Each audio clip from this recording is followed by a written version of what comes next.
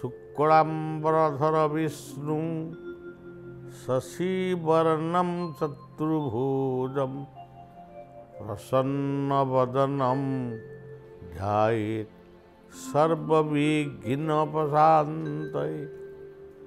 लीलाञ्चलनिवासाय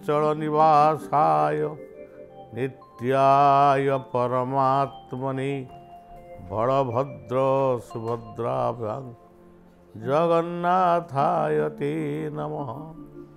आजिर विषय वस्तु बहु दिनरू प्रचलित यही प्रथा आमे यहाकू कुप्रथा सुप्रथा अंधविश्वास ये सब कहवाई चाहूना। गोटे पारंपरिक रीति रे एजावत चली चालू किसी असुविधा नहीं, किंतु आज समाजर सबु कथा परिवर्तन हो जाए। मनुष्यर चलनी कथबार्ता पोशाक परिच्छद सबू जदि परिवर्तन हो पारी ताले ये गोटे पारंपरिक प्रथा को रखिकी ताकू मध्य गोटे परिवर्तन करिवार आवश्यकता अच्छी बोली मु भावुछि। किंतु आमे जदि से विषय किसी कहूचु ताले अन्यान्य पंडित माने ताकू टिके सुविचार करी हाँ कि ना कहले आउरी भल हुंता। मने करा जाऊ आजिर यही समाज रे नारी होची माँ, ये आजी ताकू माँ बोली कहा जाएनी, जुग जुगर से माँ। जो मार गर्भरु आमे समस्त आसीचु। हाँ माँ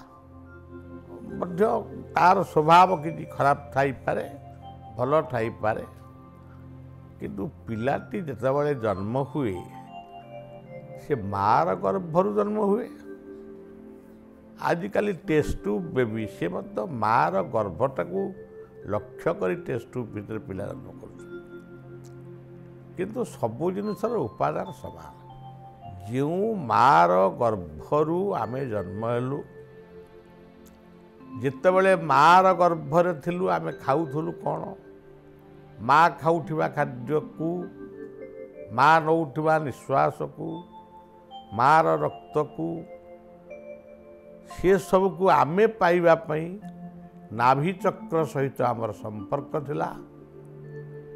सेठी आमे कथा कहू नथुलु, हसु नथुलु कि कांदू नथुलु, गोड़ बाड़ऊ नथुलु, किंतु आउ सब कथा नीरव चली। से जो मार गर्भरु आमे आसिलु, प्रथम क्या देखिलु, माँ को देखिलु, कौन खाइलु, से मार स्तनरु क्षीर आमे खाइलु। आमर दायित्व किए नेले, बापा नेले।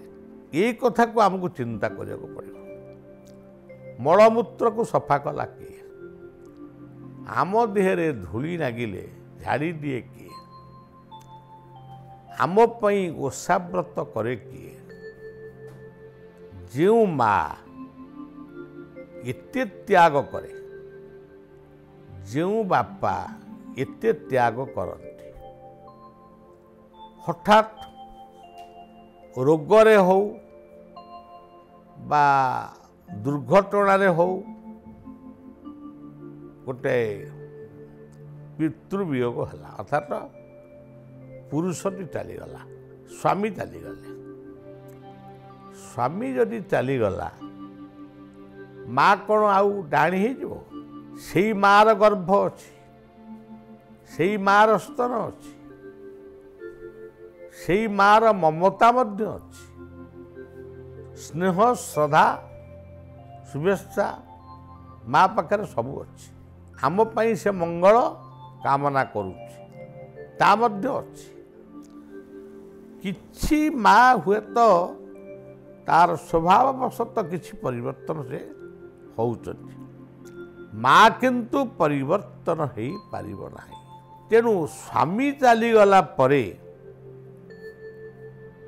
कि स्त्री चलीगला पर स्वामी कि स्वामी चलीगला पर स्त्री ये जो वियोग ये जो विच्छेद ताको अमंगल केମିତି କରିବ ताको सांत्वना दरकार ताको सहयोग दरकार पुओ झीर बाघर है माँ बंदापना करनी कहीं शुभ कार्य पिला माने शुभ कार्य करने को जाऊँगी यही माँ यही बापांकर मुह से चाहिए कहीं कौन मार आशीर्वाद तो अभिशाप हो जड़े व्यक्ति कहले मु घर प्रतिष्ठा कली घर शुभ देली मत कहले जे माँ से बसब नहीं तुम पूजा पाखे मु कहली माँ जदि न बसब मु भी से बसबी मोर घर शुभ रहा दरकार नहीं कि प्रतिष्ठा करने दरकार नहीं तेणु जो माँ ठारू मु जन्म होइथिली तापई आज मु पाठ पढ़ी मो बापा माँ चलीगले बोली बापा अशुभ हो गले बापा चलीगले बोली माँ अशुभ हो गले ये गोटे कि कथा तेणु पतिहरा माँ शुभ कार्य निश्चित भाव लगे किछि दोष नहीं सी लक्ष्मी पूजा करिपार मार्गशीर मासरे से माण बसई पार नुआ खाई बा जो जो पर्व सब ओडिशार अच्छी कि भारत वर्ष अच्छी सबू पर्वपर्वाणी रे जेमती पति थिबा माँ बा पत्नी थिबा बापा जेमती लोड़ा होउचंती सेमती पतिहरा माँ पत्नी हरा बापा से भली सम्मान देवाक पड़ो गोटे कथा मु कहूची गोटे माँ रो स्वामी चलीगला कि गोटे स्वामीर स्त्री चलीगला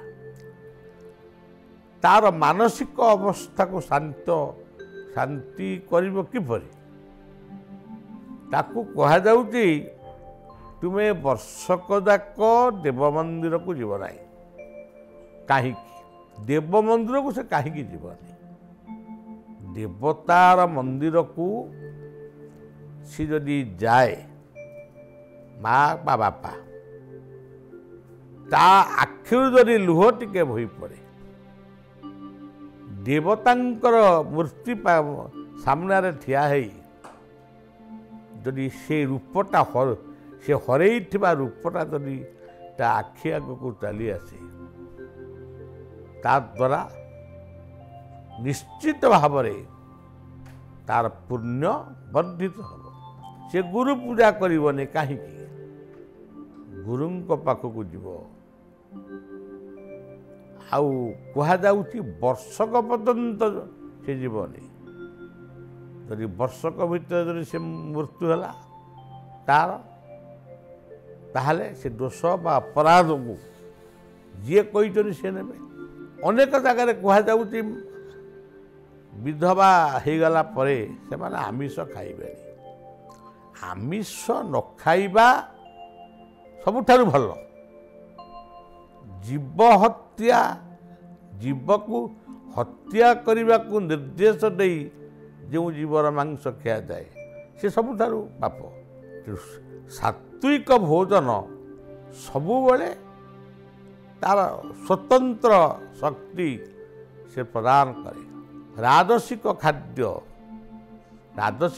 कहले माछ मांस नुहे विभिन्न पनीपरिवार माने व्यंजन विभिन्न व्यंजन प्रस्तुत करवा सेटा मध्य राजसिक खाद्य हो पारे आम शाग भात खाऊँ अन्य ता संगे गोटे आउ गोटे आइटम करूँ यहाँ कौन गोटे भूलीगला तामसिक खाद्य आम बिल्कुल सात्विक खाद्य खाइबुनी परिवा कि कथा ये सब किसी खाइबुनी केवल आम आमिष खाइबू अति तामसिक खाद्य साइंस वर्तमान कहूँ ଯେ କେଉଁ ଖାଦ୍ୟ ଖାଇବା ଉଚିତ କେଉଁ ଖାଦ୍ୟ ଖାଇବା ଉଚିତ ନୁହେଁ। 40 ବର୍ଷ ଭିତରେ କ'ଣ ଖାଇବ ତାପରେ କ'ଣ ଛାଡ଼ିବ, ଇଏ ହେଉଛି କଥା। ଆପଣମାନଙ୍କୁ ମୁଁ ଗୋଟିଏ କଥା କହି ମନେ ପକାଇଦେବି। ସତୀଦାହ ପ୍ରଥା ଦିନେ ଏଇ ଭାରତବର୍ଷରେ ଥିଲା। ହଳଦୀ କିଆରୀରେ ନରବଳି ଏଇ ଭାରତବର୍ଷରେ ଥିଲା। ସତୀଦାହ ପ୍ରଥାକୁ ଉଚ୍ଛେଦ କରିବା ପାଇଁ ରାଜା ରାମମୋହନ ରାୟଙ୍କୁ କେତେ ପରିଶ୍ରମ କରିବାକୁ ପଡ଼ିଛି। ସତୀଦାହ ପ୍ରଥା ଯେତେବେଳେ ଉଚ୍ଛେଦ କରାଗଲା ବହୁ ବିରୋଧ ହେଲା, କିନ୍ତୁ ସତୀଦାହ ପ୍ରଥା ଉଚ୍ଛେଦ ପରେ ଆଜି ସମସ୍ତେ ବୋଧେ ଏହାକୁ ସ୍ୱାଗତ କରିଛନ୍ତି।